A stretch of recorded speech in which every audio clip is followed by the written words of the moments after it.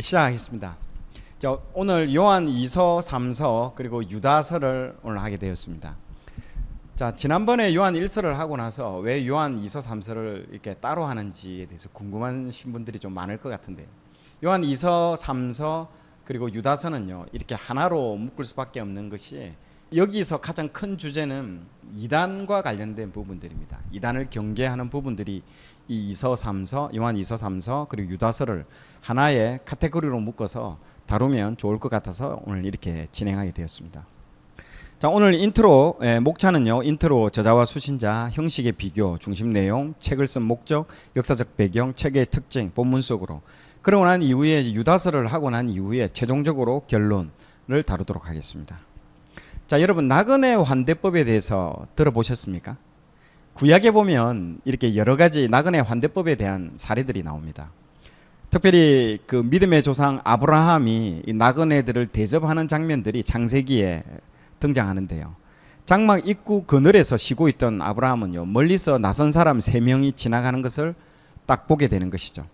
그때 사막의 열기로 지쳤을 그는 달려가서 맞이하고요, 지극정성으로 섬깁니다. 뭐 스아라는 개념도 여기서 나오지 않습니까? 그래서 엄청나게 많은 그 양에 밥을 해서, 그리고 또 소를 잡아서 정성껏 섬깁니다. 그 나그네들을 섬긴 결과 그 아브라함은 상상도 못할 축복을 받게 되는 것이죠. 평생 불임이던 그 아내 사라에게서 이제 나이 100세에 아들 이삭을 얻는다라는 놀라운 소식을 듣게 되죠. 정말 기쁜 굿뉴스, 복음과 같은 소식인 것이죠. 자, 그리고 여러분, 그 사사기에 보면요, 마지막 장면에 그 레위 사람이, 레위 첩사건에 나오는 이 사건이죠. 그래서 그 베들레헴에 갔다가 돌아오는 길에 그 기브아에서 해가 딱 지게 되는 것입니다. 그래서 해가 지고 나서 어디서 잘 곳을 못 찾아가지고 밖에서 배회하고 있는데 한 노인이 찾아와서 자기 집에서 묵으라고 권면하는 장면이 나옵니다. 여러분, 이것도 대표적인 나그네 환대법이죠. 그리고 여러분, 창세기에 보면 또 야곱이 베델에서 바깥에서 노숙을 하게 됩니다. 돌베개를 베고 자다가 하나님께서 그 보여주신 그 환상 가운데 야곱의 사닥다리가 나오지 않습니까? 그 장면에서도 원래는 그 야곱이 그렇게 바깥에서 잘 그런 어떤 상황이 아니죠. 그 당시에는 이런 나그네 환대법이 있기 때문에 반드시 그 야곱을 맞이해 줍니다. 그러나 하나님께서 그 야곱을 특별하게 다루기 때문에 그때는 어디 하나 의지할 곳 없는 곳으로 야곱을 인도했다라는 것들로 여러분이 이해하시면 됩니다. 이것도 전부 다 나그네 환대법과 관련된 부분인 것이죠.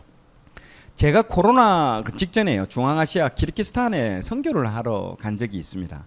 자, 그곳은 이슬람 국가인데도요, 나그네 환대법이 아직도 적용되고 있는 나라였습니다. 저희들이 뭐 가서 가가호호 방문해서 전도하기도 했고요. 또 버스를 타고 가가지고 종점에 내려서 또 종점 또 전도하는 방법도 해봤고 하는데, 이 가가호호 집을 대문을 두드리고 복음을 전하러 들어가면요, 꼭 그분들이 자고 가라고 얘기를 하더라고요. 그래서 뭐 음식도 뭐 상다리 부러지게 차려주시고요, 그리고 자고 가라고 권면도 하고요. 오히려 그냥 가면요, 섭섭하게 생각할 정도로 이 나그네 환대법이 살아있는 곳이더라고요. 지금도 여러분 뭐 선교 현장에, 중앙아시아 이런 선교 현장에 가보면요, 이 나그네 환대법이 살아 있습니다. 그리고 적용이 됩니다. 자, 오늘 공부하게 될 이 요한 2서, 3서 내용도요, 이 나그네 환대법을 순회 전도자에게 적용하는 사례라고 볼 수 있습니다. 지난 시간에 배운 요한 1서가 하나님을 사랑하고 하나님의 사랑을 받은 사람에 대한 내용이었다면요, 오늘 진행하게 될 그 요한 2서와 3서는요, 요한 1서의 그 실천적인 부분, 실천서와 같은 책인 것이죠. 자신의 삶에서 다른 사람을 사랑하는 그 열매가 나타나는 것을 보여주는 그런 책인 것입니다. 자, 그래서 요한 2서, 3서는요, 다른 사람을 대하는 태도를 통해서 하나님의 사랑을요, 설명하고 있습니다. 자, 여기서 다른 사람, 방금 제가 말했던 그 다른 사람은 누구를 지칭하냐면요, 바로 순회 전도자를 지칭하고 있습니다. 당시의 순회 전도자들 중에는요, 사도 바울과 같이 참 좋은 그 자비랑으로 폐를 끼치지 않으면서 그렇게 순회 전도를 하는 사람도 있었지만은요, 그 중에서 거짓 교사들도 섞여 있었습니다. 그들은 복음이 아닌 이상한 잘못된 이단 교리를 전하면서 막 각 가정마다 돌아다니면서 무전취식하면서 그리스도인 집에서 경제적 그리고 정신적 영적으로 막 폐를 끼쳤던 그런 사람들도 들어 있었습니다. 순회 전도자들 중에서 누가 거짓 교사인지 누가 진짜 순수한 전도자인지를 분별할 필요가 있었던 것이죠. 자, 그래서 기독교인들에게는 이 순회 전도자들을 영접해야 하는 일 자체가요, 아주 큰 위험이 될 수 있었기 때문에 이런 부분들이 필요한 것입니다. 자, 그래서 오늘 요한 2서와 3서는요, 이 같은 잠재된 문제들을요, 방금 제가 앞에서 말했던 이런 문제들과 다 연결되어 있다라는 것이죠. 자, 순회 전도자들을 섬기고 거부하는 것을 통해서 하나님의 사랑을요, 실천하는 내용들이 오늘 배우게 될 내용들인 것입니다. 자, 구체적인 내용들을 하나씩 이제 살펴보도록 하겠습니다. 자, 그 전에 이 요한이 총 5권의 성경책을 기록했는데요. 이것은 구약의 어떤 모세가 기록한 5권의 책과 너무 비슷한 느낌이 나지 않습니까? 모세 오경, 기억나시죠? 자, 요한이 기록한 책은요, 요한복음, 요한 1, 2, 3서, 그리고 요한계시록인 것입니다. 자, 요한복음은요, 영지주의 이단이 강하게 활동하던 시대에 헬라 철학에 심취한 사람들에게 그들이 그토록 갈구하던, 너희들이 그토록 찾던 그거 로고스, 그분이 바로 예수님이다. 그래서 요한복음은 여러분 마태, 마가, 누가하고는 다른 관점으로 좀 보셔야 될 부분들입니다. 왜? 그분이 하늘에서 내려오신 분이다라는 그 부분들을 강조하기 위해서 쓴 거죠. 왜냐하면 그 당시에 이 영지주의자들이나 이런 이단들, 그리고 헬라 철학에 심취했던 사람들이 이 영적인 것들을 사모했던 사람들이죠. 이 육신은 감옥이고 육신은 악한 것이고 오히려 영적인 것들을 사모하는 그 시대 가운데 너희들이 그렇게 사모하는 그분이 바로 예수님이다라는 그것들을 말해주기 위해서 기록한 책이 바로 요한복음인 것입니다. 그래서 예수님이 바로 하나님의 아들이라고 믿게 하려고 기록된 책인 것이죠. 자, 요한 1서는요, 요한복음의 축소판과 같습니다. 예수 그리스도가 하나님입니다. 그리고 예수님 안에 영생이 있다고 강조하는 책이 바로 요한 1서인 것입니다. 그러면서 하나님은 사랑이다, 그걸 알려주는 그런 부분들이 나와 있죠. 자, 요한 2서는요, 이원론과 영지주의 이단의 영향을 받은 적그리스도들을 조심하라고 경고한 편지들입니다. 왜냐하면 그들은 거짓 교사들이었기 때문에 그런 것이죠. 자, 그들은 하나님의 성육신을 부인하고 예수님께서 하나님의 아들임을 부인하던 그런 사람들이었습니다. 요한 3서는 진리 안에서 행하라고 명령하면서 거짓 교사들과 적그리스도들이 활개를 치고 있는 그 가운데에 목숨을 걸고 진리를 증거하는 순회 전도자들을 잘 대접하라고 권면하는 그런 편지입니다. 짧은 편지를 통해서 요한은 칭찬받아 마땅한 사람 가이오와 데메드리오, 그리고 책망을 듣는 디오드레베를 소개를 딱 합니다. 어떻게 살아야 하는지를 이 세 사람을 통해서 예를 들어서 설명을 하는 것이죠. 자, 끝으로 요한계시록은요, 도미티안 황제의 혹독한 박해 중에 있는 그 크리스찬들에게 보내는 편지이면서 예언서입니다. 자, 요한계시록을 통해서 요한은요, 승리하신 어린 양 예수님을 강조하면서 환난과 핍박 가운데서 어린 양 예수 그리스도가 주시는 승리를 누리라고 권면을 하고 있습니다. 요한 2서 3서를 누가 썼는가를 한번 살펴보도록 하겠습니다. 자, 그림에 보시는 바와 같이 요한 2서는요, 신약에서 분량이 가장 짧은 책으로 이 파피루스 한 장에 다 쏙 들어갈 정도로 분량이 적습니다. 어떻게 시작하냐면요, 장로인 나는이라고 소개하면서 저자가 수신자들이 잘 알고 존경하는 자라는 것을 알 수 있습니다. 연장자로서의 그 권위와 사도적 권위를 나타내는 표현이기 때문에 전통적으로 요한 1, 2, 3서의 저자가 모두 사도 요한이라고 알려져 있습니다. 자, 그리고 책의 수신자는요, 요한 2서와 3서 1장 1절에 살펴보면 공통점이 이 장로라는 말을 딱 쓰고 있습니다.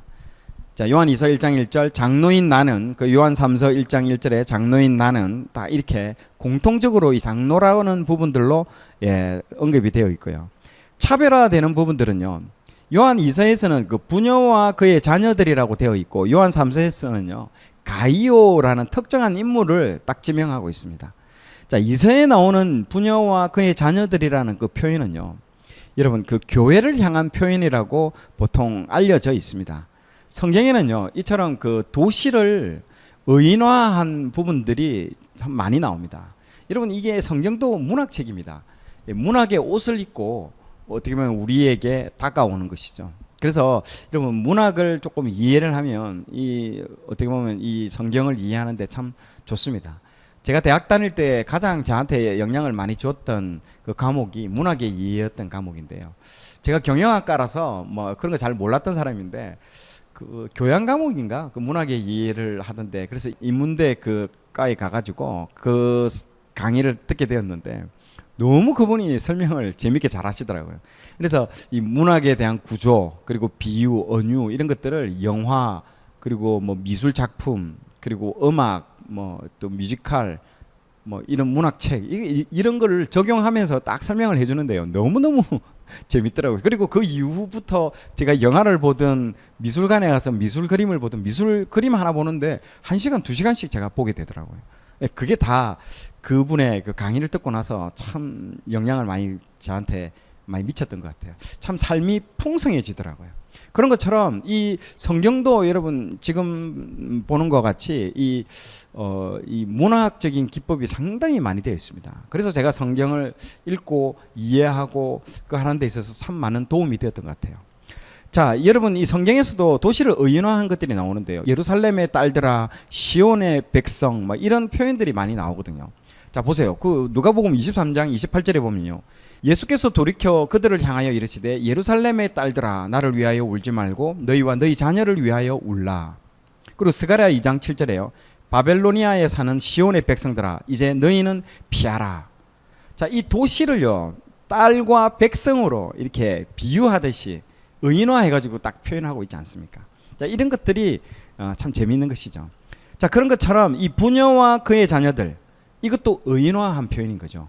뭘 의인화했다? 교회에 대해서. 예.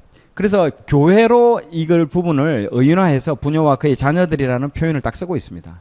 자, 여기서 교회는요, 특정한 교회라기보다는요, 여러 교회에 쓴 편지라고 보여집니다. 자, 여러분 이 책이 요한 1서, 2서, 3서 이 책이 무슨 책입니까? 예, 공동서신이거든요.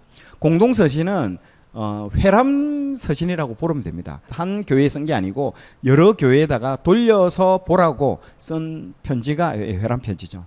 자, 반면 요한 3서는요 약간 차별이 있는데 가이오라는 특정한 인물 한 사람에게만 딱 썼다라는 것들이 차별점이 있는 것이죠. 요한 2서와 3서의 형식의 비교를 먼저 말씀을 드리도록 하겠습니다. 자, 요한 2서는 마지막 부분에 이제 축복이 없는 부분들이 있고요. 요한 3서는 중간에 있는 인사와 축복 부분이 빠져 있습니다.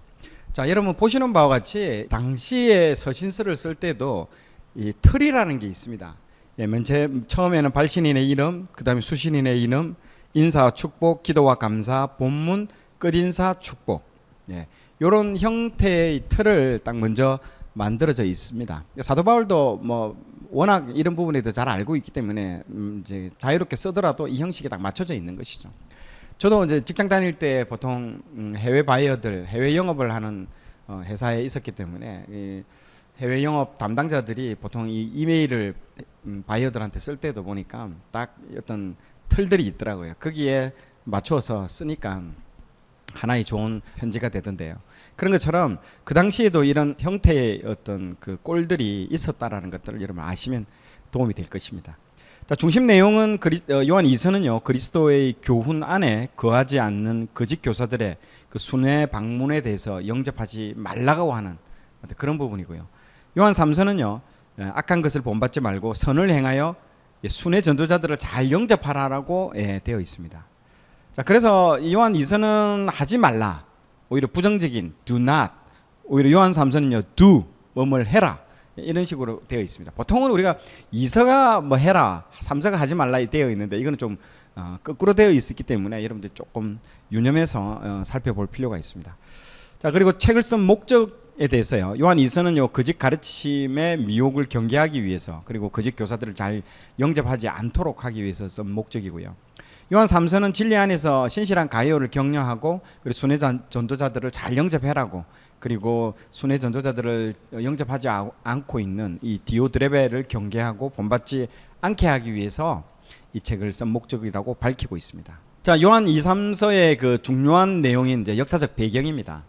자, 순회 전도자들의 그 숙박 시설을 좀 먼저 살펴볼 필요가 있습니다. 당시에 그 요한 2서 3서를 여러분들 우리가 읽을 당시에는요 복음을 전하는 순회 전도자들이 있었습니다. 그들은 이제 자기 집에서 멀리 떨어져서 먼 곳까지 가서 복음을 전해야 되기 때문에 당연히 잠은 외부에서 잘 수밖에 없었습니다.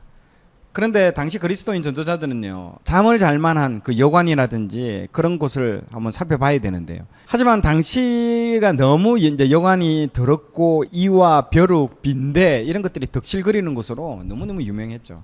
한마디로 당시의 여관은요, 오늘날과는 너무 달라가지고 전도자들이 여행하면서 머물 곳이 전혀 아닌 것입니다. 거기에 당시 숙박시설이 치안도 불안했기 때문에 어떤 강도떼들이 딱 보고 조금 부자인 것 같은 사람이 그 숙박시설 안으로 들어가면 거기를 그냥 들어가서 강도질을 하고 그런 부분들도 많았죠. 그리고 영적으로도 그 당시에 있는 숙박시설들은 좋지 않은 엄난한 그런 부분들이 많기 때문에 이런 순회 전도자들이 자기에는 상당히 좋지 못한 적합한 환경이 아니었습니다.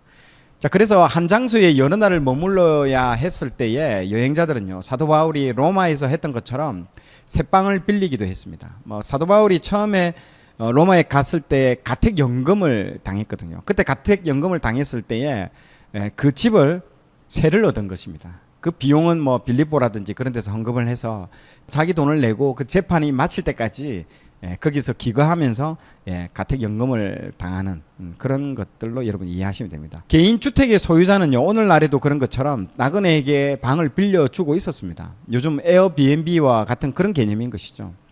여행하기 가장 안전한 방법은 친구나 어떤 다른 개인적인 접촉이 있는 그런 지인의 환대에 의존하는 것이었습니다. 그래서 상류층은 친척이나 친구의 별장을 이용했지만요, 서민들의 경우 여행할 때는요, 우정이나 면식 관계를 이용했습니다. 그래서 사도 바울도 사도행전과 로마서에서 살펴보면 빌립보에 가서는 루디아의 집에서, 그리고 데살로니가에서는요, 야손의 집에서, 고린도에서는요, 가이오의 집에서, 가이샤라에서는요, 빌립의 집에서, 예루살렘에서는요, 나손의 집에서 신세를 졌다라는 것들을 우리는 알 수 있습니다. 사도행전에 나오고 있죠. 자, 사도 바울처럼 믿는 사람의 집에서 이 홈스테이를 하는 경우가 그 당시에는 이 순회 전도자들이 많았습니다. 자, 그러면 그 당시의 문제는요, 그 사람이 좋은 순회 전도자인지 이단인지를 알 수가 없었던 것입니다. 그래서 그것을 염두에 두고 이 책을 쓴 거기 때문에 이런 역사적 배경을 머릿속에 두고 여러분들 읽으시면 좋습니다. 자, 요한 2서 1장 10절에서 11절 내용을 보면요, 누구든지 이 교훈을 가지지 않고 너희에게 나아가거든 그를 집에 들이지도 말고 인사도 하지 말라. 그에게 인사하는 자는 그 악한 일에 참여하는 자임이라. 아멘. 딱 이렇게 아예 그 발을 붙이지 못하게끔 이렇게 경계하는 어떤 문구도 이렇게 나오고 있습니다.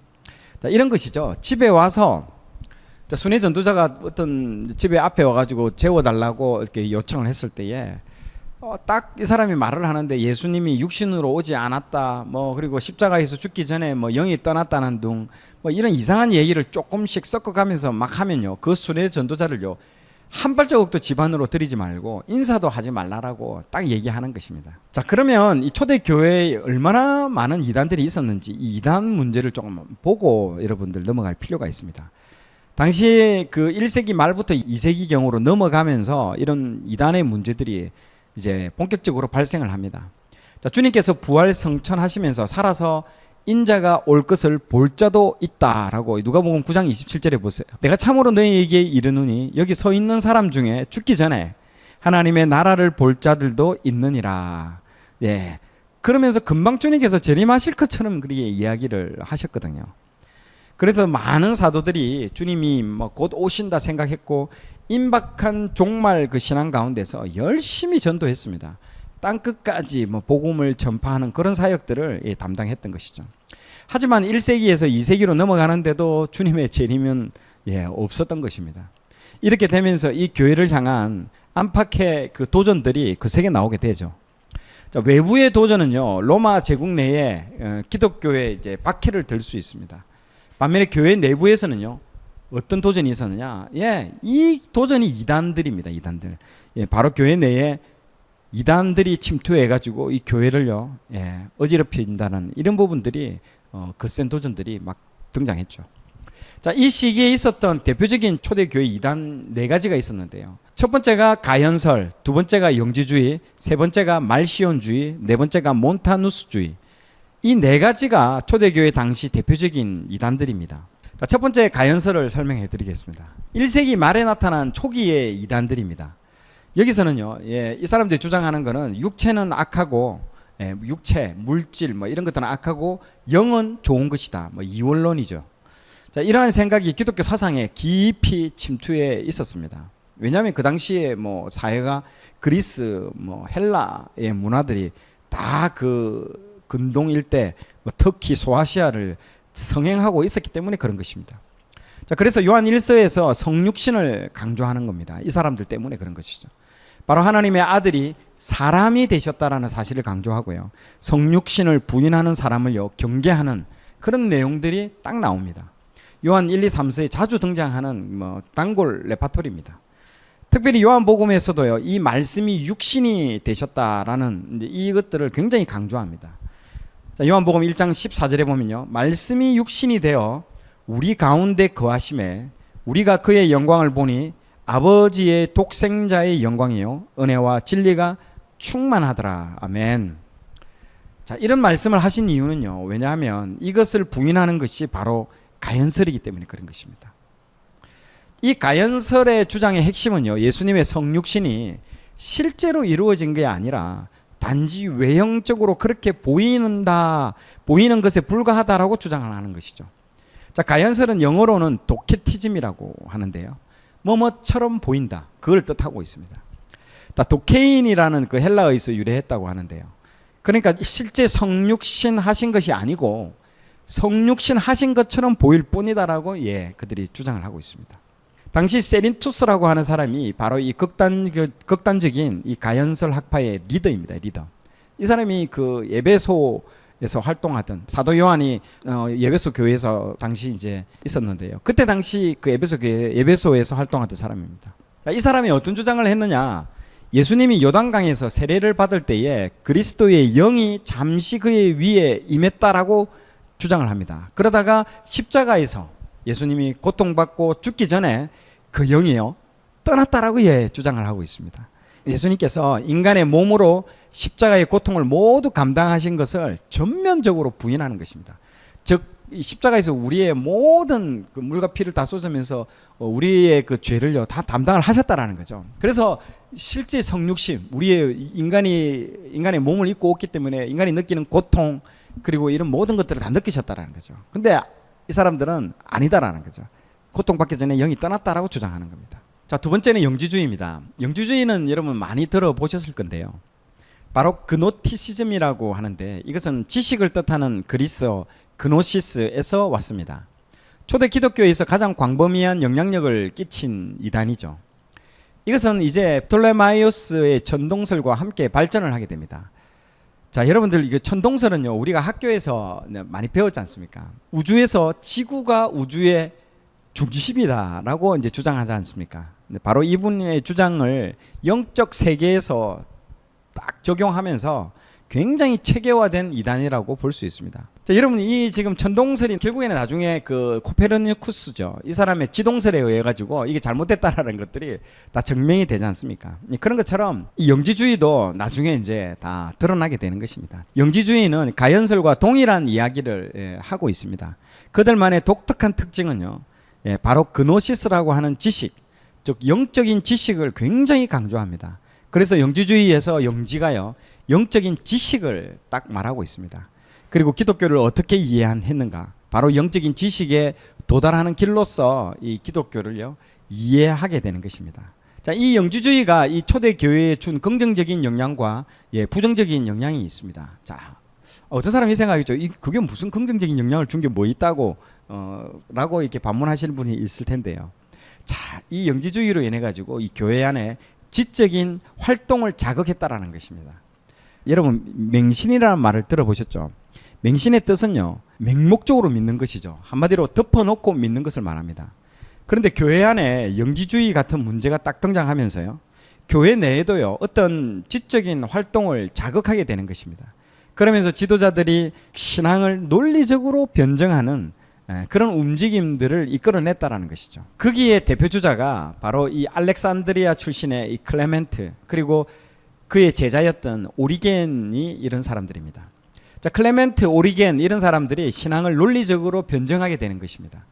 그래서 최초의 조직신학 논문도요 이때 발표가 되고 최초의 신학교도 이때 여러분 만들어지게 되는 것이죠. 지금 그 계보를 잇고 있는 사람들이 C.S. 루이스, 팀 켈러, 조던 피터슨 이제 이런 사람들이 계보를 잇고 있습니다. 부정적인 영향은요, 신앙이 너무 지나치게 지식화가 되고 있다는 것이죠. 말씀을 통해 예수님을 향한 개인적인 결단보다는요, 말씀을 지식으로 즐기는 방향으로 신앙이 흘러가는 것들이 이제 이 부정적으로 영향을 미친 것입니다. 자, 이렇게 되면요, 여러분, 말씀을 지식으로 향유하고 즐기고 문화처럼 이렇게 받아들여 버리면 아무런 신앙적인 힘이 없게 되는 것입니다. 그래서 너무 지적으로 흘러가는 흐름 때문에 나중에 특별한 영적인 지식을 가져야만 구원을 받는다라는 그 이단 논쟁으로 발전하는 그 단초를요, 이 영지주의가 제공하게 됩니다. 너무 지식으로 가도 문제고 그렇다고 맹목적으로 덮어놓고 믿는 것도 문제고 정말 이 신앙에 있어서는 균형을 잡는 것이 정말 필요합니다. 자, 세 번째로는 말시온주의입니다. 말시온주의자도요, 이 가연설과 영지주의에서 영향을 받았는데 좀 독특한 주장이 있기 때문에 독자적으로 부르게 됩니다. 바로 이걸 창시한 그 말시온의 그 이름을 따서 만들어졌습니다.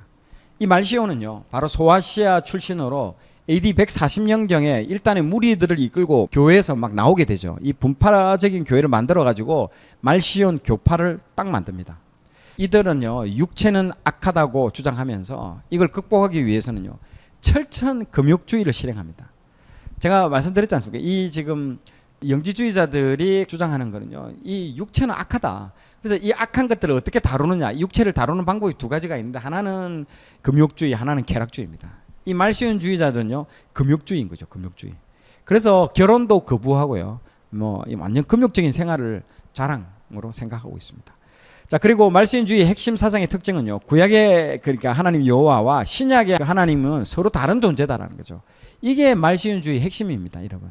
그래서 신약의 하나님은 아주 영적 세계를 창조한 선한 신이고, 구약의 하나님 여호와는요, 태초에 하나님이 천지를 창조했다고 실제로 눈에 보이는 물질을 창조했다라고 해서 이 신은, 구약의 하나님은 악한 신이다, 막 그렇게 구분을 해서 생각을 그들은 주장을 했습니다. 이 말시온주의에서 꼭 기억해야 될 것은요, 이들이 최초로 성경의 정경화 작업을 했다라는 것이죠. 당연히 이들은 구약의 하나님이 물질 세계를 창조했기 때문에 악한 신으로 보기 때문에 구약 성경을요, 모두 부인했습니다. 신약의 하나님이 영적 세계를 창조했기 때문에 신약 성경은 인정합니다.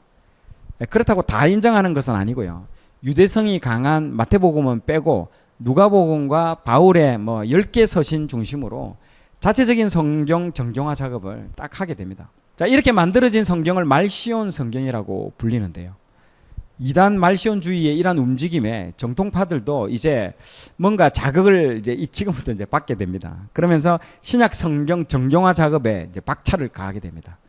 지금 우리가 지금 보고 있는 성경의 어떤 신약 성경의 그 정경화 작업을요, 서두르는데 누가 크게 기여했다? 말시온주의 이 이단들이 기여하게 됐고 쓰임 받게 된 것이죠.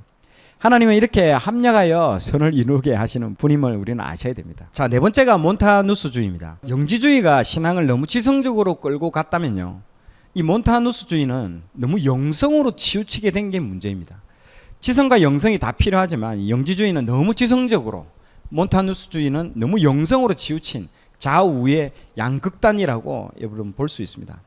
자, 이 몬타누스가 창시했기 때문에 이름을 몬타누스주의라고 불리는데요, 이 몬타누스는 예전에 어떤 일을 했던 사람이냐면요, 이방신을 섬기는 사제였습니다. 자, 그러다가 기독교로 개종하게 됩니다.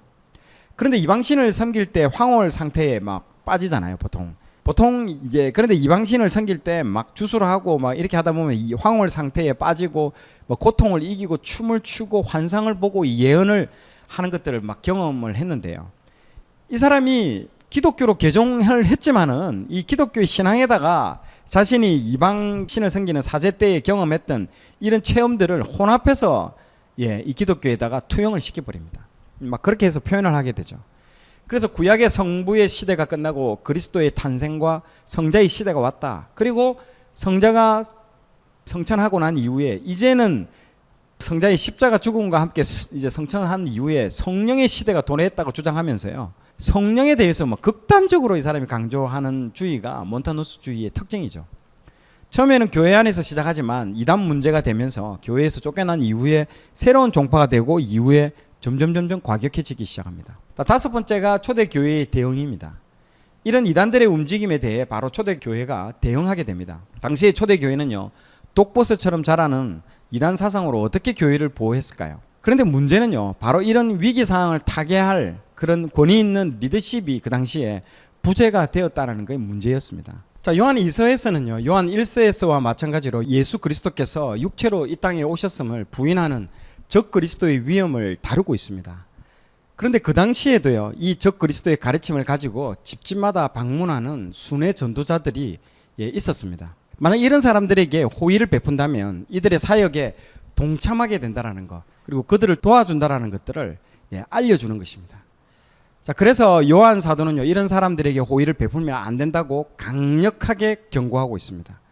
자, 이렇게 요한 2서에서 가르치는 진리는요, 거짓 교훈에 미혹되지 않는 진리고, 그리고 사랑은요, 이 거짓 가르침을 단호하게 대처하는 이 자체가 사랑이라는 거죠.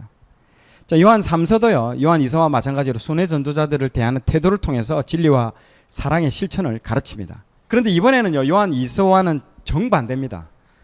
이번에는 순회 전도자들을 잘 맞아들이라는 것이, 그리고 이 순회 전도자들 잘 맞아들이는 그것이 사랑의 실천이다. 왜냐하면 순회 전도자들은 진리 안에 거하고 있었기 때문에 그렇다는 거죠. 그래서 요한 2서는 맞아들이지 않는 것이 사랑이고요, 요한 3서는 맞아들이는 게 사랑이라는 거죠. 똑같은 사랑임에도 불구하고 표현법이 다르다는 겁니다. 두 번째로는 그 진짜 사역자 구별법입니다. 자, 그러면 이런 그 순회 전도자들이 왔을 때 어떻게 이 사람들을 구별할까? 자, 그것을 알려주고 있습니다. 자, 요한 2서에서는요, 진짜와 가짜를 구별하는 두 가지 방법을 딱 제시합니다. 첫 번째가 기독론을 검증해 보라는 거죠. 자, 첫째는 요한 1서에서처럼 그들의 메시지에서 기독론을 검증해 보는 것입니다. 예수님이 육체로 오신 그리스도로 인정하는지 아닌지 여부가요, 중요한 검증 기준이 됩니다. 이게 성육신 이 부분이죠. 자, 그래서 요한 1서 4장 2절에 보면요, 이로써 너희가 하나님의 영을 알지니 곧 예수 그리스도께서 육체로 오신 것을 시인하는 영마다 하나님께 속한 것이요. 아멘. 요한 2서 1장 7절에요, 미혹하는 자가 세상에 많이 나왔나니 이는 예수 그리스도께서 육체로 오심을 부인하는 자라. 이런 자가 미혹하는 자요 적 그리스도니 라고 딱 적혀져 있습니다. 자, 두 번째로는 순수한 동기를 검증해 보라는 것입니다. 또 다른 한 가지는요, 순수한 동기를 가지고 있는 진정한 순회 전도자들인지를 살펴보아야 한다는 것입니다. 무엇을 보라고요? 동기요, 동기. 그 마음 안에 있는 동기. 자, 이러한 기준과 비교를 위해서 12제자들의 그 가르침을 모아놓은 디다케라는 어떤 문서가 있습니다. 1세기 말에 적혀져 있는 문서가 있는데요, 거기에 어떻게 이 사람들을 분별하라고 구별 요령이 이 디다케라는 책에 흥미롭게 기록되어 있습니다. 초대교회 문서 디다케는요, 총 16장으로 되어 있는 문서인데 그 중에 11장에 구체적으로 이 참사역자 구별법이 나옵니다. 자, 제가 한번 읽어볼게요. 5번요. 그는 그러나 하루만 머물러야 합니다. 그렇지만 필요하다면 이틀을 머물러도 됩니다. 만일 사흘을 머물면 그는 거짓 예언자입니다. 이틀까지는 봐주고 3일까지 머물게 되면 거짓 선지자다라고 내보내라는 이 말이겠죠. 자, 6번. 그리고 사도가 떠날 때에는요, 다른 곳에 유숙할 때까지 필요한 빵 외에 다른 것은 받지 말아야 합니다. 만일 그가 돈을 요구한다면 그는 거짓 예언자입니다. 음식을 주지 돈을 주지 말라라고 얘기를 하죠. 자, 8번. 영어로 말한다고 해서 다 예언자가 아니고 오직 주님의 생활 태도를 지녀야만 예언자입니다. 거짓 예언자와 참 예언자는 그 생활 태도로서 밝혀질 것입니다. 그대로 그 생활도 실천을 해야 된다는 거죠. 자기가 말 전한 것을 그대로 잘 실천하는지 여부를 보라는 거죠. 다시 그리고 10번요. 진리를 가르치는 모든 예언자가 만일 가르치는 것들을 행하지 않는다면 그는 거짓 예언자입니다. 동일한 거죠. 자, 12번. 그러나 어느 누가 영어로 말한다면서 내게 돈이나 다른 어떤 것을 주시오 하거든 여러분은 그의 말을 듣지 말 것입니다. 그러나 다른 빈궁한 이들을 위하여 달라고 하거든 아무도 그를 심판하지 마시오. 아주 재밌게 분별법을 적어놓은 거죠. 자, 요한 2서입니다. 요한 2서는요, 이제는요, 본문 속으로 한번 들어가 보겠습니다. 이거는 뭐 요한 2서, 3서, 유다서는 한 장밖에 안 되기 때문에 우리가 직접 오늘 다 읽어보도록 하겠습니다. 자, 요한 2서는요, 손님을 접대하는 것과 관련해서 잘못된 가르침을 주는 사역자들을 집에 들이지 말고 경고하라고 쓴 책이기 때문에 이 부분을 염두에 두고 보시면 됩니다. 자, 요한 3서입니다. 요한 3서의 본문 속으로 한번 들어가 보겠습니다. 자, 요한 3서는 세 명의 인물이 나옵니다. 예, 가이오, 디오드레베, 데메드리오. 자, 이 가이오는 요한이 특별히 사랑하는 어떤 그런 사람인 것 같아요. 그래서 특별한 관계로 보여지고요. 디오드레베는 으뜸이 되기를 좋아하고 이 요한 일행을 비방하고 악을 행합니다. 그래서 순회 전도자들요, 자기가 뭐 맞아들이지 않는 것뿐만 아니라 남이 맞아들이는 것들도 반대하고 좀 이상한 사람입니다. 예. 그리고 데메드리오는요, 이방신 데메테르라는 이방신을 섬기는 그런 사였는데 나중에 기독교로 개종을 하게 됩니다. 그러면서 그리스도인이 되고 진리를 행하게 되죠. 자, 이 세 사람을 잘 여러분들 기억을 하십시오. 자, 손님 접대하기를 거부하면서 다른 사람들의 접대마저 방해하는 이 일과 그 일에 앞장서고 있는 어뜸이 되기 좋아하는 그 디오드레베에게 경고를 주는 내용이 요한 3서입니다. 자, 이런 면에서 요한 2서와 3서는요, 손님 접대라는 주제를요 상호 보완하고 있다고 말할 수 있습니다.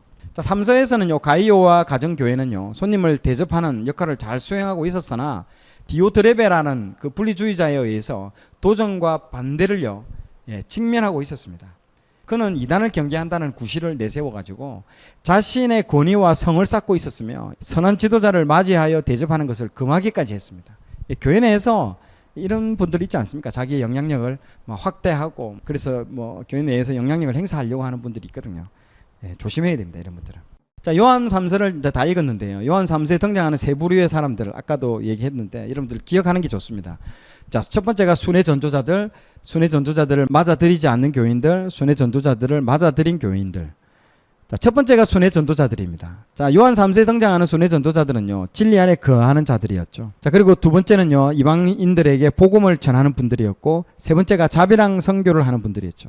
사도 바울처럼 텐트 메이크를 한다든지 자기의 자업을 가지고 먹고 사는 문제를 자기 스스로 해결하고, 그 남은 시간을 선교를 하는 어떤 그런 일들을 하는 사람들입니다. 자, 요한 3서 1장 8절에 보면요, 그러므로 우리가 이 같은 자들을 영접하는 것이 마땅하니 이는 우리를 위하여 함께 일하는 자가 되게 하려 함이라. 아멘. 요한 3서 1장 7절에는요, 이는 그들이 주의 이름을 위하여 나가서 이방인에게 아무것도 받지 아니함이라. 그 당시에 순회 전도자들이 다 이랬다는 거죠.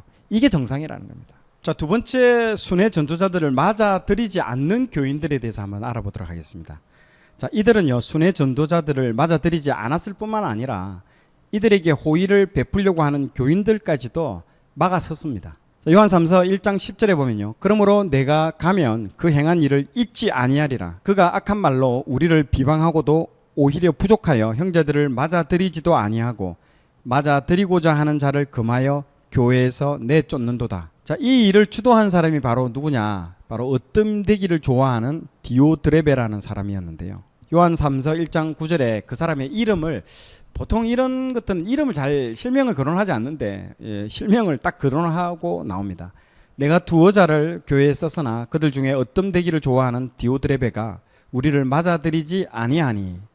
교회의 선교와 구제와 관련된 정책에 반대하면서 자신의 영향력을 확장하려고 했던 것 같습니다. 자, 세 번째가 순회 전도자들을 맞아들인 교인들입니다. 자, 요한 3서 1장 5절에서 6절을 보면요, 사랑하는 자여 내가 무엇이든지 형제 곧 나그네 된 자들에게 행하는 것은 신실한 일이니 그들이 교회 앞에서 너의 사랑을 증언하였느니라. 내가 하나님께 합당하게 그들을 전송하면 좋으리로다. 자, 이들은 진리에 굳게 서서 이방인들에게 복음을 전하는 순회 전도자들을 따뜻하게 맞아 주었습니다.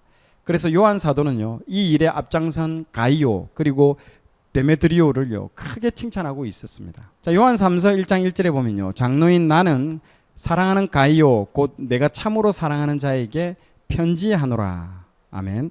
요한 3서 1장 12절에 보면요, 데메드리오는 무사람에게도 진리에게도 증거를 받았음에. 자, 이렇게 요한 2서와 요한 3서는요 서로 다른 방향에서 진리와 사랑의 실천을 가르쳐 주고 있습니다. 자, 요한 2서에서는요 거짓 교사들에 대해서 단호하게 대처하는 것이 사랑이라고 얘기를 하고 있고요, 요한 3서에서는요 진리의 사역에 적극 동참하는 것이 사랑이라고 얘기하고 있습니다. 그러므로 올바른 사랑의 실천을 위해서는요 무엇보다 진리를 옳게 분별할 수 있는 분별력이 필요한다라는 것입니다. 이제 마지막 유다서입니다. 유다서도 이제 목차는요, 저자와 수신자, 특징, 역사적 배경, 기록 목적, 핵심 메시지 구조 본문 속으로 최종적으로 요한 2서 3서 유다서에 대한 결론을 맺고 마치도록 하겠습니다. 유다서는요 공동서신입니다. 여러분 공동서신과 바울서신의 차이가 어디에 있을까요? 예, 바로 사도행전에 있습니다. 바울서신은요 사도행전에 그 배경이 나옵니다. 예를 들어서 뭐 고린도 교회, 빌립보 교회, 뭐 데살로니가 교회, 그 교회가 어떻게 세워졌는지에 대한 그 백그라운드 배경이 이야기들이 다 사도행전에 기록되어 있습니다. 자, 그러나 공동서신은요 사도행전에 뿌리를 두고 있지 않습니다. 이 공동서신을 쓴 사람은요 이 베드로, 야고보, 유다 등이 썼습니다. 자, 유다서를 쓴 사람에 대해서 한번 알아보도록 하겠습니다. 유다의 이름이요 이 예루살렘에서 아주 유명했던 것 같습니다. 여러 명이 나옵니다. 이 중에서 오늘 유다서를 쓴 사람을 여러분이 한번 직접 한번 찾아보십시오. 자, 첫 번째 후보자입니다. 자, 가룟 유다입니다. 자, 가룟 유다 할 때 이 가룟은 무엇을 말을 할까요? 보통 이걸 잘 모르더라고요. 이 가룟은요, 이 지명 이름입니다. 사람 이름이 아니고 지명 이름이죠. 자, 그래서 이 가룟 출신 유다라는 뜻이죠. 이 말은요. 가룟은 어디에 있을까요? 예, 지금 지도에서 보시는 바와 같이 이스라엘 남쪽, 즉 예루살렘 남쪽에 딱 위치해 있습니다. 가룟을 제외한 예수님의 모든 제자들은요, 북쪽 갈릴리 출신들입니다. 딱 한 명만 남쪽 출신입니다. 아마 다른 제자들과도 아마 어울리기가 쉽지 않았을 것으로 예상이 됩니다. 뭐 사투리가 아마 방언도 있었으면 뭐 북쪽 뭐 사투리, 남쪽 사투리가 뭐 다르기도 하고 그랬을 것 같죠. 자, 요한복음 13장 2절에 아버지 이름이 딱 나옵니다. 마귀가 벌써 시몬의 아들 가룟 유다의 마음에 예수를 팔려는 생각을 넣었더라. 아멘. 시몬의 아들이라고 이렇게 나오죠. 가룟 유다의 아버지의 이름이 이 시몬이라고 딱 되어 있습니다. 이 시몬이라는 이름도 여러분 얼마나 흔합니까? 베드로의 이름, 베드로의 옛날 이름도 시몬이지 않습니까? 그렇다고 뭐 이 사람이 가룟 유다의 아버지가 베드로는 아니죠. 예. 이미 아셨겠지만은 이 가룟 유다는요 유다서를 기록한 저자가 아닙니다. 탈락. 자, 두 번째입니다. 두 번째 사도 유다입니다. 야고보의 아들이라고도 표현되어 있는데요. 자, 어디에 있는지 한번 살펴볼까요? 자, 복음서에 보면요 예수님의 제자들 명단이 나오는 곳이 세 곳입니다. 마태복음 10장, 마가복음 3장, 누가복음 6장입니다. 자, 그 중에서 누가복음 6장 16절을 보면요 사도 유다가 등장합니다. 야고보의 아들 유다와 예수를 파는 자가 될 가룟 유다라. 자, 누가복음 6장 16절에 이 두 사람의 동명이인인 유다의 이름을 같은 줄에다가 딱 배열하면서 앞에는 야고보의 아들 사도 유다를 얘기를 하는 거고 있고요. 뒤에는요 예수를 팔 가룟 유다라고 이렇게 대조해서 보여주고 있습니다. 자, 그리고 사도행전 1장 13절에 보면요 사도 유다가 또 나옵니다. 들어가 그들이 유하는 다락방으로 올라가니 베드로, 요한, 야고보와 안드레와 빌립, 도마와 바돌로메, 마테와 및 알페오의 아들 야고보, 셀롯인 시몬, 야고보의 아들 유다가 다 거기 있어. 여기에 딱 야고보의 아들 유다라고 되어 있죠. 이제 이 사람이 사도 유다입니다. 자, 세 번째 초대교회 리더도 유다라는 사람이 있었습니다. 자, 사도행전 1장 23절에 보면요 그들이 두 사람을 내세우니 하나는 바사바라고도 하고 별명은 유스도라고 하는 요셉이요 하나는 마띠아라. 자, 여러분 이 구절이 무슨 구절을 말하고 있을까요? 가룟 유다가 자살하고 난 이후에요 가룟 유다 자리를 대신해서 이제 새로운 사도를 뽑는 장면입니다. 두 명을 추천받는데요. 한 명은 바사바라고 하는 별명을 가진 유스도라고 하는 요셉이고요. 다른 한 명은 마띠아입니다. 여기서 아까 그 유스도라고 하는데요. 이 유스도가 유다를 말합니다. 유다를요. 그러다가 이 두 명, 마띠아와 이 유다 이 두 명 중에 누가 제비로 뽑히느냐? 마띠아가 제비로 뽑히게 되죠. 그래서 가룟 유다를 대신해서 이 사도가 됩니다. 자, 사도행전 1장 26절에 보면 그게 구절이 나옵니다. 제비를 뽑아 마띠아를 얻으니 그가 11사도의 수에 들어가니라. 가룟 유다를 대신해서 마띠아가 되죠. 이렇게. 그런데 마띠아는요 이 이후로는 잘 나오지 않습니다. 오히려 이 낙선했던 이 유다가 뒤에 등장합니다. 자, 사도행전 15장 22절에 한번 볼까요? 이에 사도와 장로와 온 교회가 그 중에서 사람들을 택하여 바울과 바나바와 함께 안디옥으로 보내기를 결정하니 곧 형제 중에 인도자인 바사바라 하는 유다와 실라더라. 여기에 바사바라 하는 유다가 나오죠. 이 바사바라 하는 유다가 처음에 12사도에는 들지 못했지만 아까 낙선했던 그 사람입니다. 그런데 15장에 예루살렘 총회가 끝나고 바울과 바나바를 안디옥에 보내는데요. 이때 함께 간 사람이 바로 초대교회 리더인 바나바입니다. 그리고 그때 또 함께 간 사람이 나타나는데요. 그리고 그때 또 함께 간 사람이 바사바라 하는 유다와 실라입니다. 아까는 유스도라고 적혀져 있잖아요. 근데 지금은요, 유다라라고, 그 유스도가 유다라는 뜻과 똑같아서 그런 겁니다, 이게. 그래서 바사바라 하는 유다가요, 사도행전 1장에 마띠아와 최종 후보로 올라온 바로 그 사람, 동일한 인물을, 같은 인물입니다. 자, 그리고 나중에 이 사람이요, 교회, 초대교회 리더가 됐다라는 것입니다. 자, 이 사람도 후보에 탈락 아닙니다. 자, 네 번째 후보자는 누굴까요? 예수님의 육신의 동생, 자, 야고보입니다. 자, 유다서 1장 1절에 보면요, 예수 그리스도의 종이요 야고보의 형제인 유다는 이라고 이렇게 첫 번째 글이 나옵니다. 자, 저자를 예수 그리스도의 종이요 야고보의 형제인 유다라고 밝히고 있습니다. 마태복음 13장 55절에 보면요, 이는 그 목수의 아들이 아니냐, 그 어머니는 마리아, 그 형제들은 야고보, 요셉, 시몬, 유다라 하지 않느냐. 자, 예수님의 동생들 이름이 여기에 나오는데요. 당시 여러분 이 신약 성경은 헬라어 성경으로 쓰여져 있습니다. 헬라어 성경에 있어서 굉장히 중요한 것은요, 그 당시 헬라의 문화에 있어서 이 순서는요, 아주 중요도가 높은 사람의 순서가 나옵니다. 자, 그래서 제일 처음에 이름이 나왔던 야고보가 제일 큰 형이고요, 둘째가 요셉, 셋째가 시몬, 그리고 막내가 유다입니다. 그래서 그 중에 막내 이름이 유다가 이렇게 마지막에 나오는데요, 이 사람이 오늘 유다서를 쓴 유다라고 여러분 보시면 됩니다. 자, 야고보서의 저자로 알려진 예수님의 형제 야고보는 초대 예루살렘 공의회의 수장이었습니다. 자, 그래서 유다가 그리스도인들에게 잘 알려진 야고보의 형제라고 자신을 소개하고 있습니다. 자기 자신이 누군지를 잘 모르기 때문에 그 당시 유명했던 사람, 뭐 누구누구의 친구, 뭐 누구누구라고 얘기를 해야 하면 잘 알듯이 아주 중요하고 아주 유명한 사람의 이름에 관계되는 누구, 자기를 소개하고 있는 것이죠. 그게 이제 야고보가 초대교회 수장이기 때문에 이 유다는요, 야고보의 형제인 유다라고 소개를 하고 있습니다. 자, 아까 말했듯이 제일 맞이죠. 예수님의 형제 중에 제일 맞이가 야고보고, 이 막내가 유다죠. 자, 그래서 처음에는 예수님을 믿지 않았습니다. 이 유다도요. 나중에 부활하신 예수님을 믿은 이 예수님의 동생이 유다가 오늘 하게 될 이 유다서의 저자인 것이죠. 자, 유다가 예수님의 형제였지만은요, 야고보가 그랬던 것처럼 자신을요, 그리스도의 종이라고 표현합니다. 자, 우리 같으면요, 어떻게 표현할까요? 내가 예수님의 진짜 동생이었다면요, 야, 내가 누군지 알아? 야, 예수님의 동생이야. 막 이런 식으로 표현할 수도 있을 텐데, 그렇게 표현하지 않고 예수 그리스도의 종이라는 영적인 관계로 정확히 이렇게 표현하고 있습니다. 이것은요, 유다뿐만 아니라 야고보, 즉 맞이였던 그 형이었던 그 야고보도 동일하게 표현하고 있습니다.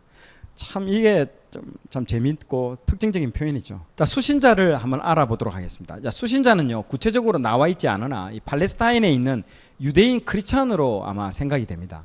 자, 왜냐하면요, 이 유다서를 읽어보면 구약에 대한 인용이 상당히 많이 나옵니다.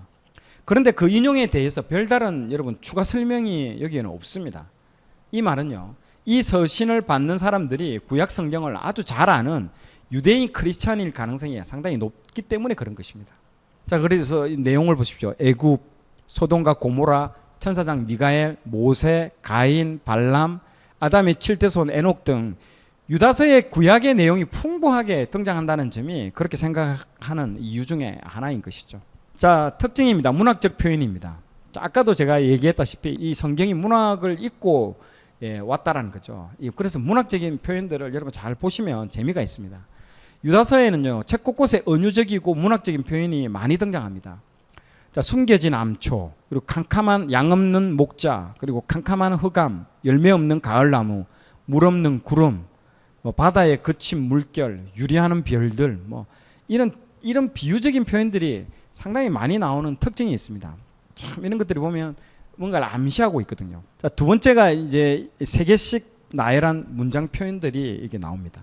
자, 9절에 보십시오. 유다서 1장 1절에 보면요, 그리스도의 종, 그리고 형제 유다 설명을 하는데 3개씩 이렇게 묶어서 설명을 하는 겁니다.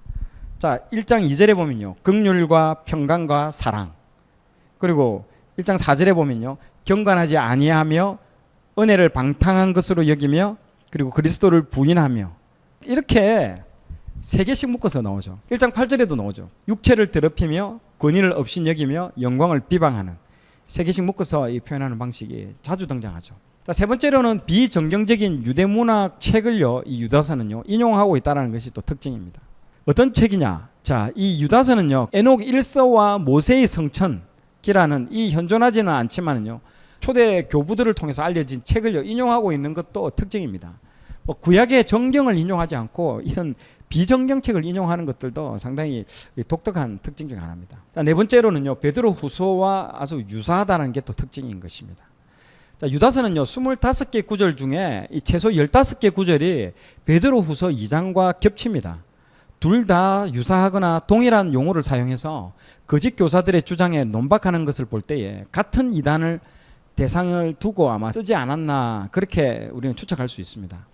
그래서 유다서와 베드로후서의 차이가 있다면 베드로후서는 거짓 선생들이 이 교회 안에 침투해서 믿는 자들을 미혹할 것이라고 미리 경고하는 편지였지만요. 유다서는요 거짓 선생들이 이미 이제 교회 안에 들어와 있었다라는 겁니다. 그래서 그들의 거짓 가르침에 넘어간 자들이 있는 상황에서 이 편지를요 딱 썼다라는 거죠. 자, 그래서 역사적 배경도 이제 여러분들 중요합니다. 그래서 유다서 또한 이 초기 영지주의적 요소를 지닌 이단들을요 다루고 있습니다. 이제 앞에서는 그 영지주의자들 중에 그 금욕주의자들이 나왔는데요. 여기서는요 쾌락주의자들이 나옵니다. 아까도 얘기했다시피 이 육체를 다룰 때 하나는 막 금욕적으로 막 금식하고 막 이렇게 막 결혼도 하지 않고 막 이런 식으로 다루는 사람이 있고요. 두 번째는요. 이 육체는요. 여기 육체는 그냥 별 볼 일 없어. 네가 즐기고 싶은 대로 즐겨. 이 쾌락주의로 방탕하게 살아도 된다라고 생각하는 게 그들의 주장이었습니다. 그래서 구원하고는 이 육체는 악한 것이기 때문에 구원과는 전혀 관계가 없다. 그래서 방탕하고 그리고 부도덕하게 살아도 전혀 문제가 되지 않는다라고 주장하면서 성도들을 미혹시키고 있던 상황이었습니다. 자, 유다서 1장 10절에 보면요. 이 사람들은 무엇이든지 그 알지 못하는 것을 비방하는도다. 또 그들은 이성 없는 짐승같이 본능으로 아는 그것으로 멸망하느니라. 아멘. 자, 그리고 이들은 잘 알지 못하는 기독교의 교리를 접할 때에 비방을 일삼았습니다.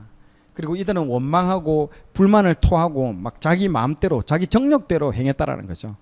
그 내용이 유다서 1장 16절에 나오죠. 이 사람들은 원망하는 자며 불만을 토하는 자며 그 정력대로 행하는 자라. 그 입으로 자랑하는 말을 하며 이익을 위하여 아첨하느니라.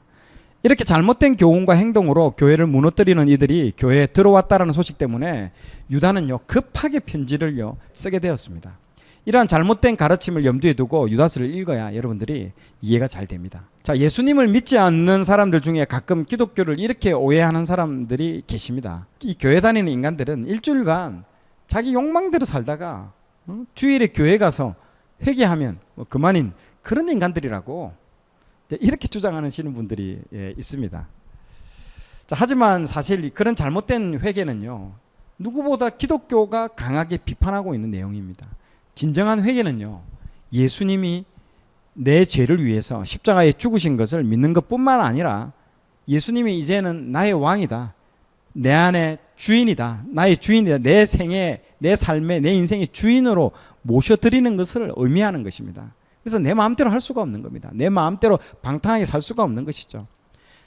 그래서 예수님을 주인으로 모셔드리는 이 은혜에는요 방탕히 설 자리가 없게 되는 것이죠. 기록 목적에 대해서 한번 알아보겠습니다. 자, 유다는요 원래 일반적인 구원에 관하여 편지를 쓰려고 처음에는 생각을 했습니다. 그래서 유다서 1장 3절에 보면요 사랑하는 자들아, 우리가 일반으로 받은 구원에 관하여 내가 너희에게 편지하려는 생각이 간절하던 차에, 원래는요 일반 구원론, 이제 이 구원이란 무엇인가에 대해서 알려주기 위해서 교리적인 어떤 측면인 것 같아요. 이런 부분들을 막 쓰려고 막 쓰다가요 갑자기 이 주제를 바꿔버린 것입니다. 뭔가 이 큰 어떤 깊은 분노, 거룩한 거분이라고 하죠. 거룩한 분노, 깊은 빡침 뭐 이런 게 있었던 것 같아요.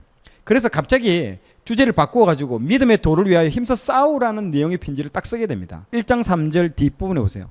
성도에게 단번에 주신 믿음의 도를 위하여 힘써 싸우라는 편지로 너희를 권하여야 할 필요를 느꼈노니, 딱 이렇게 이 방향이 전환이 됐다라는 그 얘기를 딱 하고 있습니다.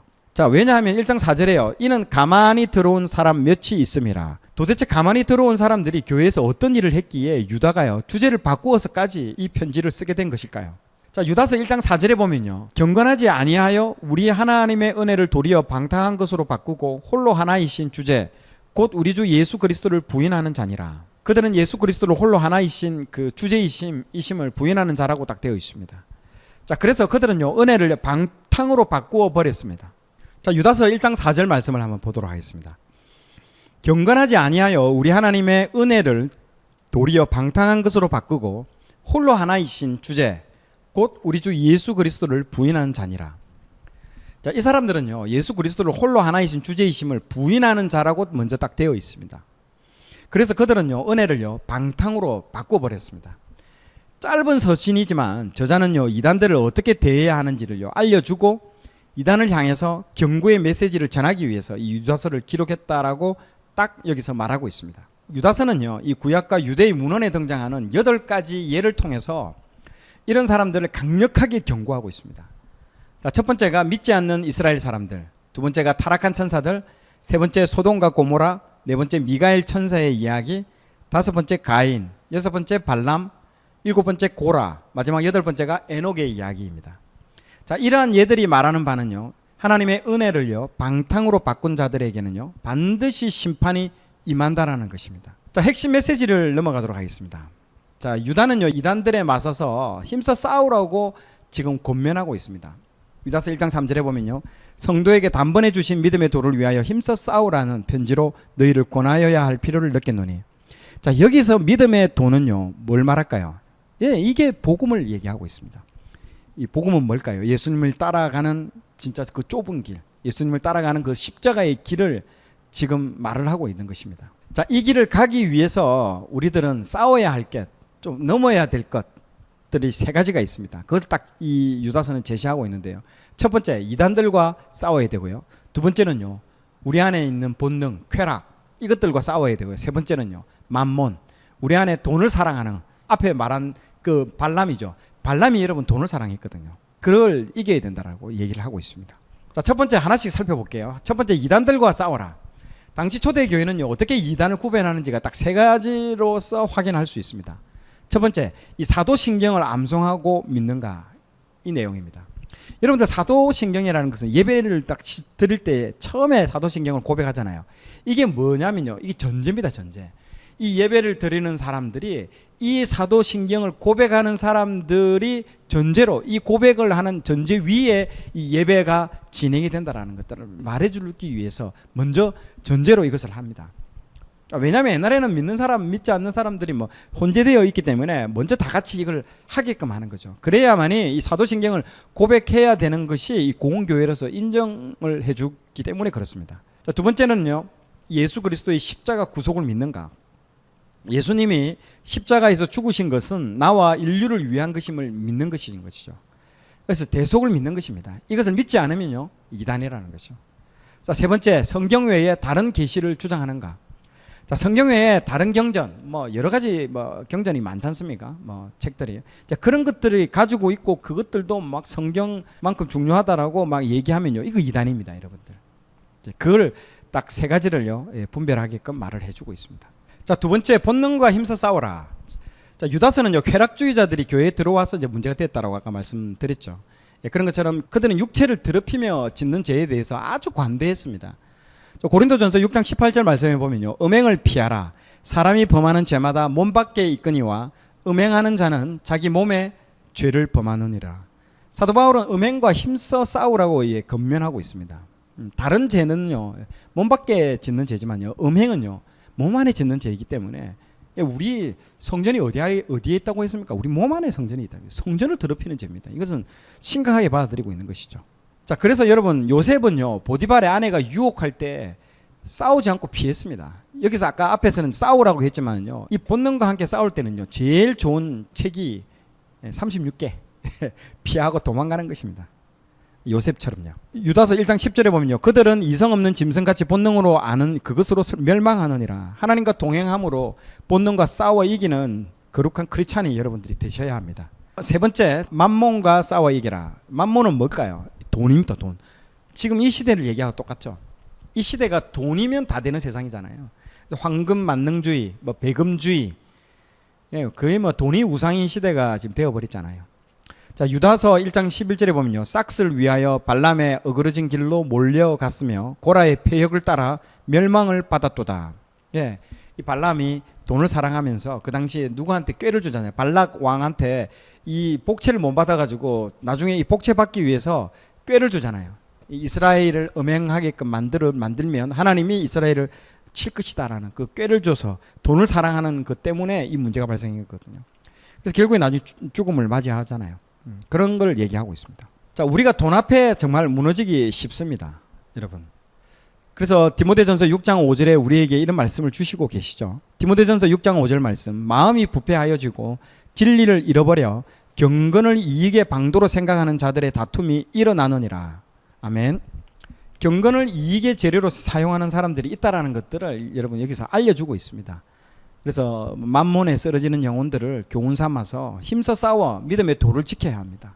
요즘도 막 그런 일들이 막 비일비재찮게 기독교계에 많이 나타나고 있는데요. 우리에게 주는 메시지가 아닌가 생각이 듭니다. 지금 오래전에 수천 년 전에 써진 책이지만은요, 어떻게 지금을 내다보면서 이런 말씀들을 하고 있는지 참 놀랍습니다. 자, 유다서의 구조를 한번 보도록 하겠습니다. 자, 1절과 2절에서 문안 인사가 나오고요. 자, 여러분 여기 3절에서 16절 배교자와 배교를 설명할 때에 구약의 인용이 많이 들어갑니다. 아까 8가지 인용이 있지 않습니까? 아까 발람, 에녹의 이야기 이런 것들이 다 여기에 다 들어가고요. 그리고 17절에서 23절까지가 배교에 대한 지침. 그리고 마지막 24절에서 25절이 이제 축복입니다. 축복. 자, 24절에서 25절 마지막에 이 축도가 나오는데 이 부분이요 가장 아름답습니다. 자, 유다서가 얼마나 이 이단과의 싸움이기 때문에 칙칙하고 어둡고 드라이합니까? 그런데 이 마지막에 이 축도로서 딱 마치면서 이 반전이 되면서 은혜가 된다라는 거죠. 이 교회에 가만히 들어온 거짓 교사들의 정체를요 우리가 6가지로 한번 정리하고 넘어가도록 하겠습니다. 자, 첫 번째는 육체를 더럽히며 권위를 업신여기며 영광을 비방했다라는 것과 자신의 탐욕을 위해 불의를 행했다. 그리고 주를 거슬러 모든 완악한 말을 했다. 그리고 경건하지 않은 정욕대로 행하고 조롱하는 자들이라고 딱 얘기하고 있습니다. 그리고 분열을 일으키며 육에 속했고 성령이 없다. 그리고 멸망이 예비되어 있는 자들이고 심판을 받을 대상이라고 딱 정리하고 넘어가도록 하겠습니다. 모든 순서들은 이제 다 마쳤고 마지막 결론 이제 3가지 하고 마치도록 하겠습니다. 요한 2서, 3서, 유다서를 통틀어서 이제 결론을 하면요. 사랑하면 위험한 것에서 보호해야 한다. 이단을 말을 하고 있는 것이죠. 자, 요한은요. 요한복음을 통해서 예수님이 우리를 얼마나 사랑하셨는지를 보여주고 있습니다. 요한 1, 2, 3서를 통해서 예수님께 사랑받은 우리가 형제를 어떻게 사랑해야 되는지를 말씀해주고 있습니다. 자, 사랑이 얼마나 대단한지는요 이 책을 쓴 요한을 보면 우리가 알 수 있습니다. 요한은요 처음에 별명이 뭐였습니까? 우레의 아들입니다. 천둥, 번개와 같은 이 정말 성격 까칠했고요, 성격이 급했고요, 확 하는 이런 성격이 있었다라는 거죠. 그런 제자가요 예수님의 사랑받는 제자로 점점 변해가는 모습들이 우리가 복음서에서 볼 수 있지 않습니까? 자, 그리고 요한복음에 자신의 이름을 쓰지 않고 뭐라고 되어 있습니까? 사랑받는 제자라고 기록되고 있습니다. 요한복음 13장 23절에요. 예수의 제자 중 하나 곧 그가 사랑하시는 자가 예수의 품에 의지하여 누웠는지라. 아멘. 자, 여러분 요한복음 21장에 밤새 물고기를 잡지 못하고 날이 새어갈 때에 제자들이 예수님을 알아보지 못하는 상황 가운데 있었죠. 그때 예수님 착 오셔가지고 배 오른편에 그물을 던지라고 예수님 말씀하시잖아요. 그러한 이후에 많은 물고기를 잡은 후에 유일하게 예수님을 딱 알아본 사람이 사도 요한입니다. 자, 요한복음 21장 7절 한번 읽어보세요. 이렇게 나오죠. 예수께서 사랑하시는 그 제자 요한을 말하죠. 베드로에게 이르되 주님이시라 하니 시몬 베드로가 벗고 있다가 주님이라 하는 말을 듣고 겉옷을 두른 후에 바다로 뛰어내리더라. 제일 먼저 알아본 사람이 요한이고요. 그리고 그 말을 듣자마자 바로 실천에 옮긴 사람이 베드로라는 거죠. 이 수제자, 완전 수제자. 2명이 다 수제자죠. 그러니까 예수님께 사랑받는 거죠. 자, 여러분 이게 제일 먼저 알아봤다라는 거죠. 사랑하면요 눈에 보입니다. 그 사랑하는 사람이 눈에 보이는 거 마찬가지죠. 제가요 우리 아이들 옛날에 초등학교 다닐 때 운동회 딱 가면요 학교에 가면 엄청나게 많은 애들이 있잖아요. 운동회 때 막 바글바글 거리는데 다른 애들이 안 보입니다. 그 많은 애들 중에 누구에만 보인다? 우리 애들만 눈에 보인다는 거죠. 왜 그럴까요? 사랑하기 때문에 그런 거죠. 사랑하기 때문에. 사랑하면 보인다는 거죠. 또 예수님이 십자가에서 돌아가실 때에 다른 제자들은 다 도망갔습니다. 사도 요한만 끝까지 십자가에서 도망가지 않고 함께합니다. 그러니까 예수님께 특별한 사명을 받게 되죠. 예수님이 자신의 어머니 마리아를요 모시라는 명령을 받게 되죠. 요한복음 19장 27절 또 그 제자에게 이르시되 보라 내 어머니라 하신데 그때부터 그 제자가 자기 집에 모시니라. 아멘. 이렇게 예수님께 사랑받은 요한은요 초대교회에 그 사랑을 보여줍니다. 진짜 사랑하면요 자신이 사랑하는 그 대상이 위험한 것들로부터 보호해야 함을 압니다. 당시 영주주의자들과 각종 이단들의 공격으로부터 보호하기 위해서 요한 2서 요한 3서를요 기록한 것입니다. 자, 결론 두 번째입니다. 먼저 주님의 사랑을 받아라. 자, 여러분 요한 1, 2, 3서의 저작은요 사랑하던 예수님이 성천하신 다음에 반세기가 지나가는 AD 90년 이후에 쓰여진 성경입니다. 예수님 떠나가시면서 서로 사랑하라고 그렇게 말씀하셨는데 내가 그토록 사랑하던 예수님이요 반세기 전에 떠나가셨고 사랑하라는 그 명령만 이제 남은 상태인 거죠. 사랑은 해야 되겠는데 그 괴리감 속에서 힘을 다해서 사랑하려고 해도 이제는요 그 사랑이 내 안에서 나오지가 않는다는 거죠. 마른 수건을 짜는 것처럼 짜라도 뭐 물이 안 나오는 것처럼 내 안에 사랑이 안 나온다는 거죠. 바로 요한이 이 사랑에 대해서 서신을 쓴 겁니다. 이때 이런 사랑에 대한 서신을 쓴 거라는 거죠. 예수님이 성천한 다음에 60년이 50년이 지나가는 때에 이제 주님과 함께 했던 그 시절이 까마득하다 보니까 이제 이런 이단들이 이제 하나하나 스물스물 나오게 되는 거죠. 예수님은 몸으로 오신 게 아니다. 뭐 영으로 오신 거다. 너희들은 원래 없는 예수를 믿고 있었다. 뭐 영지주의자들이 막 등장하기 시작하죠. 그리고는 많은 사람들이 예수님의 명령을 힘써 지키려고 하다가 막 사랑할 힘도 이제 없다 보니까 서로 다투기 시작하는 거죠. 그러니까 내 안에 그렇게 실행할 수 있는 힘이 없으니까 뭐라고 합니까? 너는 왜 사랑을 안 해? 남들에게 사랑하라고 강요하지 않습니까? 막 또 요구하고 가르치고 막 그렇게 하잖아요. 그러다 보니까 이제 오히려 맞고 경계해야 될 이단들을 오히려 사랑하게 되고요. 정말 사랑해야 될 내 옆에 있는 형제들을 미워하게 되는 그런 상황에 딱 놓여지게 되었죠.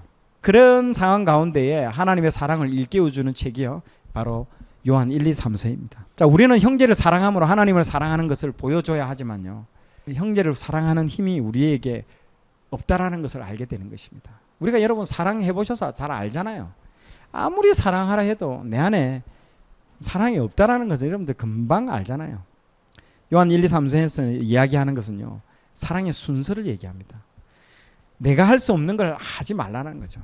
채워지지 않는 사랑으로 막 형제를 사랑하려고 노력하다가 좌절하지 말고 사랑의 가장 먼저 순서는요 내 안에 말라버린 이 하나님의 사랑으로 말라버린 이 안을요 먼저 하나님의 사랑으로 차곡차곡 쌓아라는 것입니다. 하나님의 사랑이 우리에게 부은 바 되어지면요 저절로 그 사랑은요 흘러 넘쳐가지고 내 옆에 있는 형제까지 사랑하게 된다는 것입니다. 자, 예수님이 떠나버린 지 반세기가 지나서 그분의 사랑이 쌓여지지 않고요 이제 남아있는 그 열심과 어떤 각오만을 가지고 사랑하려고 하니까요 없는 사랑으로 사랑할 수 없었던 것이죠. 사랑이 식어진 사람에게 요한은 딱 이렇게 얘기합니다. 너의 열심으로 형제를 사랑하지 말고 대신 하나님의 사랑을 다시 확인하고 하나님의 사랑을 회복해라. 이것이 요한이 우리에게 요구하는 것입니다. 자, 여러분 요한복음 21장에 보면요 사랑이 바닥나버린 한 사람이 나오죠. 베드로입니다. 이 베드로를요 예수님이 찾아오십니다. 그리고는 그에게 양을 맡기는 그런 장면이죠. 양을 맡기면서 예수님이 베드로야 내가 너에게 양을 맡기려고 하는데 네가 양을 사랑하느냐? 예수님 제가 양을 사랑합니다. 그러면 됐다. 내 양을 먹이라. 여러분 이렇게 말씀하지 않았다는 거죠. 베드로야 네가 나를 사랑하느냐고 묻고 있습니다. 예수님 제가 예수님을 사랑합니다. 베드로가 사랑한다고 말하니까요 됐다. 그럼 이제 내 양을 먹이라고 양을 딱 맡기시는 겁니다. 우리는 형제를 여러분 사랑할 수 없습니다. 주님을 뜨겁게 사랑하는 그 사랑이 회복될 때에 그 사랑이 내게 차고 넘치면 그때서 내가 그토록 사랑하는 주님의 양을요 내가 먹일 수 있는 것이죠. 나도 사랑할 힘이 거기에서 나온다는 거죠. 그래서 아까 순서라고 얘기한 겁니다. 내게 없는 사랑 가지고 형제를 열심히 사랑해서 내가 주님을 얼마나 사랑하는지를 증명하는 것은요, 불가능한 일입니다. 여러분이 그토록 사랑했던 자녀, 형제, 자매, 이웃이 미워진다면요, 그것은 형제가 변해서가 아니라 내 안에 하나님의 사랑이 말라버렸기 때문에 그런 것입니다. 그때는요, 주님 앞에 한 걸음에 달려 나와 엎드려야 합니다. 그리고 눈물을 쏟아내야 하는 것이죠. 주님, 제 안에 있던 주님의 사랑이 다 식었습니다. 내 안에 가득했던 주님의 사랑이 다 말라버리고요, 마른 수건같이 짜도 더 이상 물이 나오지 않는 상태와 같습니다. 여러분, 그때는요, 주님 앞에 엎드려 그 사랑을 내 안에 가득 채워달라고 해야 되는 것이죠. 그러면 다시 눈이 열리고요, 형제가 미워해야 될 대상이 아닌 사랑해야 될 대상으로 보이는 겁니다. 주님의 사랑으로 가득 채우고 나면요, 내 눈이 달라지게 되는 것이죠. 말씀 순종한다고 사람을 열심히 사랑하려고 여러분 노력하지 마시고요, 대신 주님을 더 뜨겁게 사랑하여 그 사랑을 채우십시오. 그러면요, 다시 사랑할 힘이 우리에게서 생겨날 줄로 믿습니다. 자, 마지막 결론 세 번째, 예수님이 성육신으로 오신 이유입니다. 자, 당시 초대교회 이단들이 문제를 일으킨 쟁점이 바로 예수님의 성육신입니다. 당시 영주주의자들은요, 육신은 부정한 것이고 영은 거룩한 것이다라고 얘기해서 예수님이 어떻게 이 부정하고 더러운 인간의 몸에 들어올 수가 있느냐라고 부인했다는 거죠. 그런데 예수님께서 인간의 몸을 입으시고 우리 가운데 오셔서 우리를 사랑하시는 이 방식을 부정한다는 것은요, 하나님께서 우리를 사랑하시는 그 방식의 높이와 깊이와 넓이를요, 전혀 이해하지 못하는 것입니다. 성육신은요, 하늘에 계신 하나님이 이 땅에 내려오셔서 우리의 눈높이로 서 계신 것입니다. 여러분, 영어에 understanding이라는 단어가 있습니다. 이해하다는 단어죠. 하나님이 이 땅에 내려오셔서 우리의 눈높이에 맞춰 우리 앞에 서 계신 것입니다. 우리를 이해하기 위해서 내려오신 것이죠. 하나님이 우리 인간을 볼 때 얼마나 안타깝게 바라보겠습니까? 그래서 아이고 야야 이렇게 하고 이렇게 해봐 라고 할 수 있지 않겠습니까? 예수님께서 하늘 저 위에서 내가 너희들을 사랑한단다, 내가 너희들의 문제를 해결해 줄게 이렇게 하실 수도 있을 텐데요, 그렇게 하지 않고 하나님 자신이 직접 만드신 이 자신의 피조 세계 안으로 들어오셨다는 거죠. 시간과 공간을 뚫고 안으로 들어오셨다는 거죠. 우리 가운데 오셔가지고요, 같이 먹으시고 같이 웃으시고 같이 우시고 우리와 함께 하셨다는 거죠. 이게 뭐예요? 임마누엘이잖아요. 임마누엘. 이 삶을 우리와 같이 다 함께 하신 다음에요, 우리의 이 죄 문제를 위해서 직접 십자가에 못 박혀 죽으셨다는 것입니다. 하나님이 직접 내려오시면 너무 감격해야 하는데 제자들 보세요. 깨닫지 못하고 오해하는 것들이 대부분입니다. 그 수준도 안 되는, 정말 우리들의 그 마음까지도 다 하나님이 헤아려 주시고 그냥 알아주신다는 거죠. 예수님이 그런 분이에요. 우리를 그냥 통으로 그냥 알아주셨다는 거죠. 이렇게 우리를 사랑하는 방식을 부정하는 자들이 어떻게 하나님의 사랑을 온전히 안다라고 말할 수 있겠습니까? 그런 차원에서 성육신을 부정하거나 교리적으로 외면하는 그런 사람들은요, 명백한 이단들입니다. 여러분, 성경이 바로 육신으로 이 땅에 오신 예수님입니다. 성경에도 요한복음에 그렇게 말씀하시지 않았습니까? 말씀이 육신으로 오셨다고요. 요한복음 한번 1장 14절 읽어보겠습니다. 말씀이 육신이 되어 우리 가운데 거하심에 우리가 그의 영광을 보니 아버지의 독생자의 영광이요 은혜와 진리가 충만하더라. 오늘 배운 이단 분별도 그렇고요, 예수님의 사랑을 채우는 것도 그렇고, 여러분 모두 성경을 읽어야만이 이 문제가 해결이 됩니다. 성경 말씀을 대하는 우리의 자세가요, 예수님을 대하는 자세와 여러분 똑같습니다. 성경을 항상 여러분 가까이에 두고요, 읽고 그 말씀대로 살아가는 훈련들을요 꼭 여러분 하십시오. 그것이 곧 그분과 동행하는 삶입니다. 오늘 여러분들 이걸 다 배웠는데요, 자, 여러분들이 이 말씀을 통해서 예수님과 항상 동행하는 삶이 되시기를 축복드립니다. 자, 오늘 내용이 좋았다면 좋아요, 구독 부탁드리겠습니다. 좋아요, 구독, 알림 설정은 콘텐츠 제작에 큰 힘이 됩니다.